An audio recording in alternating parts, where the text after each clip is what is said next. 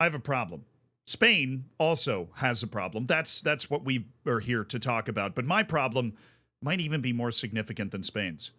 I played Manor Lords for the first time. New game. Been looking to play it for like 2 years ever since it was announced. It was always one of those games that was going to come out in the future and was going to be awesome. Well, guess what? It came out today. I played it on stream, and it's all I can think about. Like, literally all I can think about. I just had to close multiple tabs of videos about different strategies for city building in Manor Lords. I am worried my life is about to get taken over, and I don't have any bandwidth for that. It's already been taken over by Football Manager and Zealandism. There's only so much room up here. I know there's a lot of real estate, but I don't have a lot much more to spare. I'm worried. I'm scared. I can feel it welling up. The urge to do literally nothing but eat chocolate turtles and play Manor Lords for the entire weekend. It's closing in.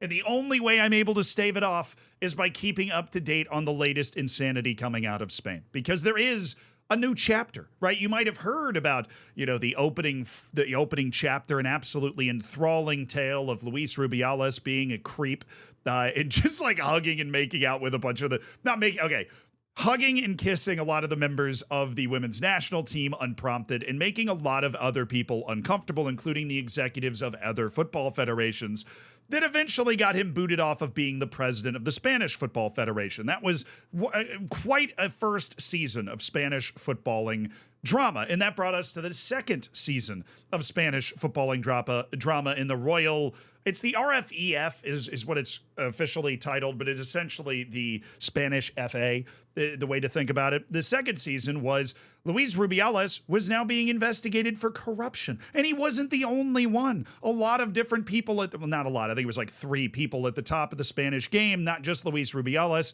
were being investigated for corruption around the Spanish Super Cup going to Saudi Arabia, a deal that was over $40 million to make happen. And, not all of that money or not all of that process was handled in an above board way to the point that the authorities were involved, right? It's one thing to make a bunch of people uncomfortable, just be a giant creep and then get fired from your job. It's another thing to run afoul of the law at the same time. That's like a 2-for-1. I'm a creep and I'm doing illegal stuff. There's got to be some sort of adage that colors you in like that. I mean, that is rarefied air, and that's what Luis Rubiales has been handling, but we are not in season 3 here of the drama around the Spanish FA talking about Luis Rubiales really much at all. He's already being dealt with. He's been interviewed by police. One of his properties has been raided, and that whole corruption investigation is plodding along. But as it's plodding along, something pretty insane just happened.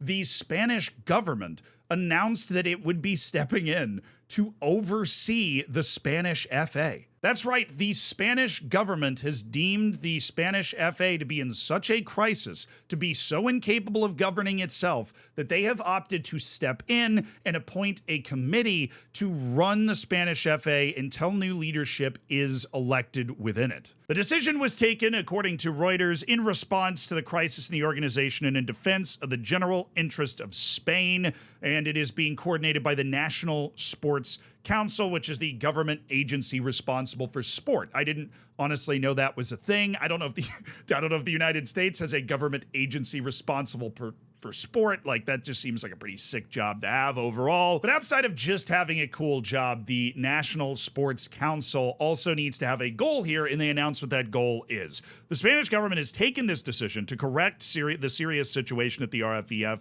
that it's going through and to allow the organization to begin a period of regeneration, which the organization has promptly not done. Because a day after this happened, like within 24 hours of all these articles dropping on Reuters and CBS and ESPN about how the Spanish Federation was being governed officially, like being taken over by the National Sports Committee, the National Sports Council of Spain. Well, they held new elections and they elected a guy that probably isn't exactly who the National Sports Council had in mind as a first choice. The person that was elected as of this article on BBC Sport 4 hours ago was Pedro Rocha. He's a 69-year-old guy who basically stepped in as the president after Rubiales had been removed. Now, the issue with Pedro Rocha is that a month ago, he was placed under investigation by a judge after testifying as a witness in court. He was the sole and only candidate to succeed Luis Rubiales. So I imagine seeing the writing on the wall here, Spain's government decided to step in before Rocha, a guy who's actively under investigation for the same,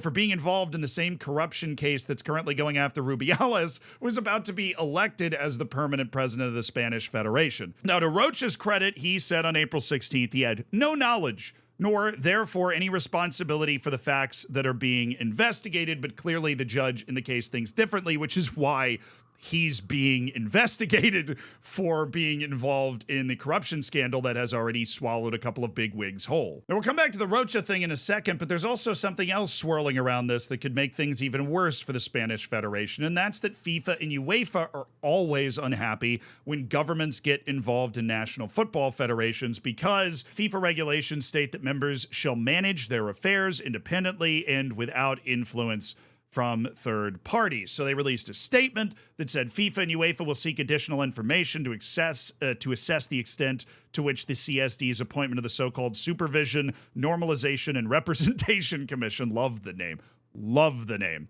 may affect RFEF's obligation to manage its affairs independently and without undue government interference. Well, it sounds like the government's going to interfere. I'm going to just get ahead of this for FIFA and UEFA. The only reason I think FIFA and UEFA might not want to act here is that the government is, at least it appears on the outside, seems to be involving itself in a positive way in an attempt to prevent somebody who is involved in the corruption investigation that is currently ongoing from becoming the new full acting president of the Spanish Federation right after they had to remove the previous president in infamy after an incredibly public meltdown. I mean, it's hard to imagine the insanity going on here. On Thursday, the Spanish government formed a special committee to oversee RFEF. However, the RFEF said Rocha had been appointed as president after the governing body's electoral commission met on Friday morning. Pedro Rocha has today been proclaimed the new president of the Royal Spanish Football Federation, after having received the support of the majority of the assembly members of this institution that governs Spanish football. He's currently under investigation for corruption.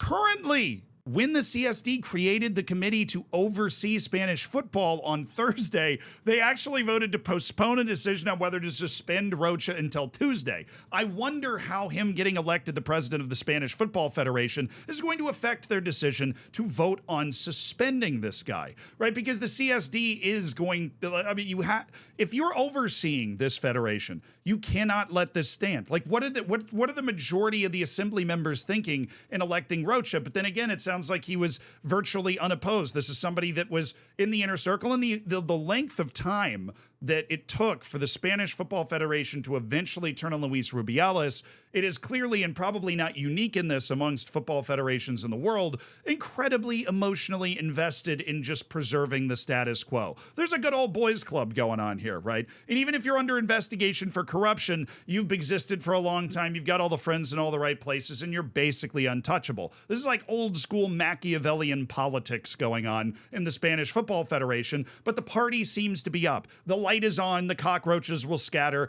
and the Spanish government is literally sitting in the meeting. Now, the Administrative Court of Sport has said it would rule in the coming weeks on whether Rocha is guilty. Obviously, it sounds like the CSD is going to rule even before that about whether Rocha should be suspended, but the whole thing, quite frankly, is incredibly stupid, and it makes absolutely no sense. And all of this is further complicated by the fact that the World Cup will be in Spain in 2030, which means Spain has about 6 years to get its shit together before the entire world parachutes in like it's dropping out of the Fortnite bus to go to one of the world's biggest sporting events, right? It's going to be a massive show. And I imagine that the reason that the Spanish government is involved in this, in part, is to try and prevent another catastrophic embarrassment. And while this is not getting the same amount of press, and while Rocha was not hugging and kissing unconsensually, he was still involved in the corruption scandal that has already had one of Luis Rubiales' homes raided and has put him on the radar as part of the investigation, and he has now been elected as the president of the federation. So let's just say it's maybe going to get a little worse before it gets better for the Spanish Football Federation. But I'd be surprised if FIFA and UEFA actually disrupted anything that was going on here, because FIFA and UEFA said they're making sure it's running independently. But let's be honest, if a Spanish government authority is already holding a vote about whether it's going to suspend the person that has been elected the president, it's not operating independently anymore. I think a subjective application of the rules here would be the right thing because it is clear, very clear, that the Spanish Football Federation cannot govern itself in a way that seems to make any sense from the outside, right? Maybe there's something happening in this meeting room that I don't understand. Maybe Rocha's building a bridge between an entirely corrupt side and he's trying to do the best that he can, right? I'm not in the room. But what it looks like from the outside is that this is just a good old boys club and they're all friends with each other and they are doing illegal shit, basically.